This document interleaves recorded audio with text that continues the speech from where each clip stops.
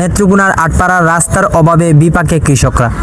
200 metre পথেই চরম দুর্ভোগ। নেত্রকোনা জেলার আটপাড়া উপজেলার সুকারি ইউনিয়নের কাহেতুরা গ্রামের দীর্ঘদিন ধরে একটি গুরুত্বপূর্ণ সড়কের বেহাল অবস্থার কারণে স্থানীয় কৃষকরা চরম দুর্ভোগ পোহাচ্ছেন। ধান কাটতে পারতেছি কোনো রকম, ধান নিয়ে যে বাড়িতে যাবো ওই রকম কোনো পরিস্থিতি নাই আমাদের এলাকায়।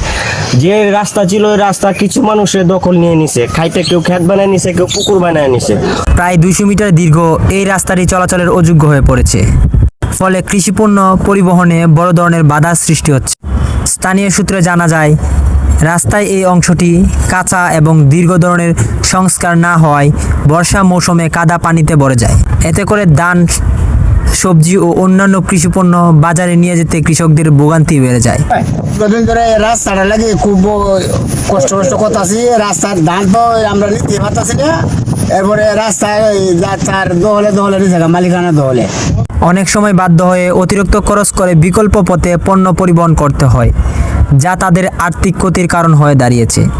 একজন স্থানীয় কৃষক বলেন, মাত্র 200 মিটার রাস্তার জন্য আমরা ঠিকমতো ফসল বাজারে নিতে পারি না।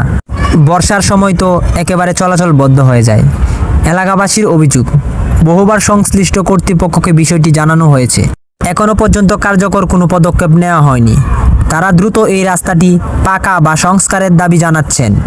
স্থানীয়দের মতে অল্প খরচে এই রাস্তার উন্নয়ন সম্ভব এবং এটি বাস্তবায়িত হলে একবার কৃষক কার্যক্রম গতি আসবে, পাশাপাশি অর্থনৈতিক উন্নয়নের ত্বরান্বিত হবে, এই দাবি করছেন গ্রামবাসীরা।